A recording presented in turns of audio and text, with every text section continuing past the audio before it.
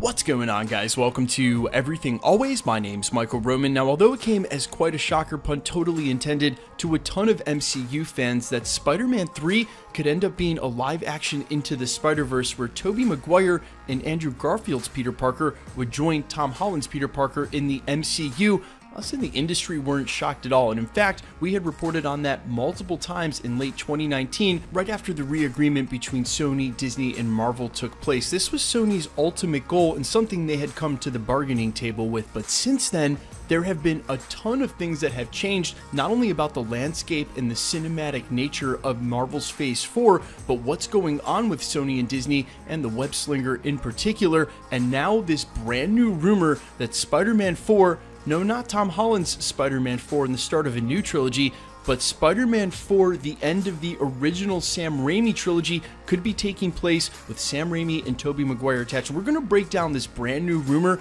all of the evidence of things that have taken place in and outside of the MCU that fully support this rumor being true, and of course what it means for the future of the web slinger, not only inside the Marvel Cinematic Universe but over at Sony and the web that's going to connect them all. Oh my god, 2 Spider-Man puns in the prologue. You guys are backing out now. We're gonna break it all down, but first, if you could grab the subscribe button. We're still giving away a PlayStation 5 at the next 800,000 subscriber mark, and a ton of new prizes will be added early this year. If you want to be entered to win, all you have to do, hit that subscribe button, then leave a comment down below, and if you want, stick around to the end of the video. We'll get into all the giveaway stuff again there. So although at first this may seem like an absolutely crazy rumor, the scoop is coming from industry insider Daniel Rickman, as re-reported in a couple of places, indicating that Marvel Studios could opt to do a Spider-Man 4, the ending and finale for the original Sam Raimi, Tobey Maguire Spider-Man trilogy. And at first thought, that seems absolutely crazy. Why would they do that, and after all this time?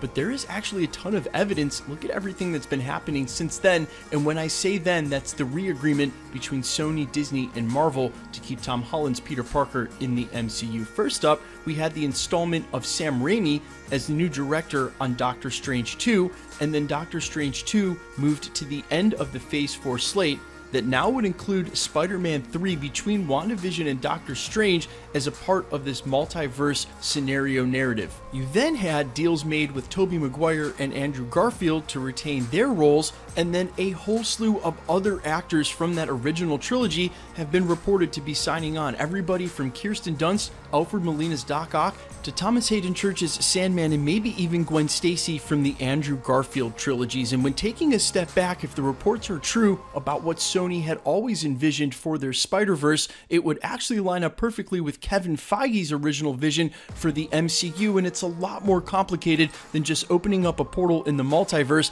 and dropping in Morbius and Venom. That original deleted scene from Iron Man 1, when the lawyers wouldn't let Nick Fury mention Spider-Man or Mutant X-Men, he wanted to canonize all of the universes, and although it may be too hard at this point to find a way to do that with the now defunct Fox universe, he can still do that for Sony's Spider-Verse. They are working currently with Sony, and again, why introduce a live-action Spider-Verse if you're not going to cash in on it? Yes, there may be time in the third act for Andrew Garfield and Tobey Maguire to team up with Tom Holland and get some action in, but it's not in any way going to do their narratives any justice. And now that you've had Sam Raimi come over and handle the multiverse story that will include the crossover of Sony's Spider-Man, then it would make a lot of sense for them to go ahead and be able to do a Spider-Man 4 even after all of these years and complete that story in a way that they couldn't have. It is still regarded as one of the best Spider-Man and one of the best superhero trilogies by a lot of people. It's a cult classic, and at this point, Sony could afford to do a 4th installment of that movie, make a lot of fans happy, and keep it all inclusive as a finale for that storyline. It's going to have a ton of new lifeblood off the inclusion in Spider-Man 3 and the new canonization of all of the Spider-Verse movies that have come cinematically before the MCU into Marvel Cinematic Universe lore. There's no real reason to go introducing a Spider-Verse and bring these live-action Spider-Men back unless Sony plans on doing something with it, and we know their ambition of Morbius and Venom were to eventually cross over with Tom Holland's Peter Parker, but there have been a ton of reports that they also wanted to do something with Tobey Maguire and Andrew Garfield if need be, because Tom Holland's place is in the MCU and he will be staying there for a while. And think about it, this frees them up to tell whatever stories they want to in the future, including all these unnamed projects like Kraven the Hunter and Madam Web that we've reported on at length here at the channel without having to worry about the MCU continuity at all. That's Kevin Feige's thing, and they'll also get paid off that property very nicely as Tom Holland continues to make movies and trilogies in the MCU. Remember, there was a quote from the original director on Doctor Strange 1, who was replaced by Sam Raimi on Doctor Strange 2, Scott Derrickson, that said, all Spider-Men were de facto MCU. The way Kevin Feige wanted it, all of the cinematic universe Marvel characters to come before the MCU were de facto MCU, the way that the Marvel Universe comics handled the multiverse. And again, although that may not be a possibility anymore with now Fox's defunct universe, Deadpool being the only remnant of that, and we still don't know how they'll handle it, this makes a lot of sense. These companies are working together. Sony wants to make as much money off Spider-Man as possible. The evidence of this launching PlayStation 5 with the Miles Morales game. Miles Morales definitely in the future, but who knows which side of the coin he'll end up. And in the meantime, they can continue to make a ton of money off Spider-Man by making movies like Spider-Man 4 and not have to worry about Marvel. Oh, and by the way, this also works very nicely for Sam Raimi, who gets to get installed in all of this and now not only handle Doctor Strange in the Multiverse of Madness, which is shaping up to be an absolute insane crossover, but also gets to do the final conclusion, Spider-Man 4, to his original trilogy that he never got to do. I'm sure no one is happier than he is, and as reported, super instrumental in bringing back Tobey Maguire to be a part of this in the first place. Guys, let me know all your reaction down below. Firstly, how many of you diehards out there for the original Spider-Man trilogy are there? I always run into you guys. You guys make mention of it in the comments, and I think in a place in time when I was watching that original Spider-Man 2, Doc Ock for Spider-Man on the side of the building, yeah, that was everything. That was totally it at the time.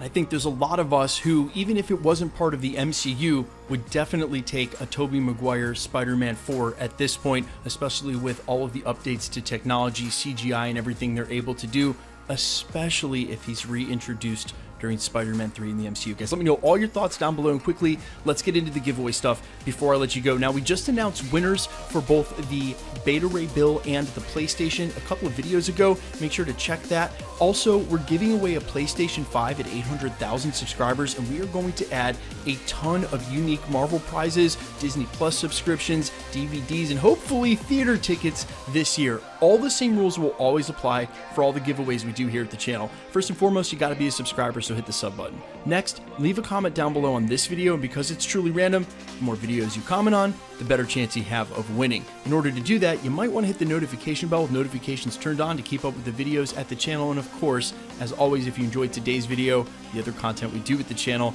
I'd appreciate it if you'd hit the like button. You can find me over on Instagram under IamFires. You can find me with original music, including the song you hear right here, on Spotify under AllFires, or even streaming on Twitch, twitch.tv/Novellan. There are links to all three down in the description below. My name is Michael Roman. This is Everything Always, guys. Thanks so much for checking out the channel, and stick around. We'll be posting again real soon.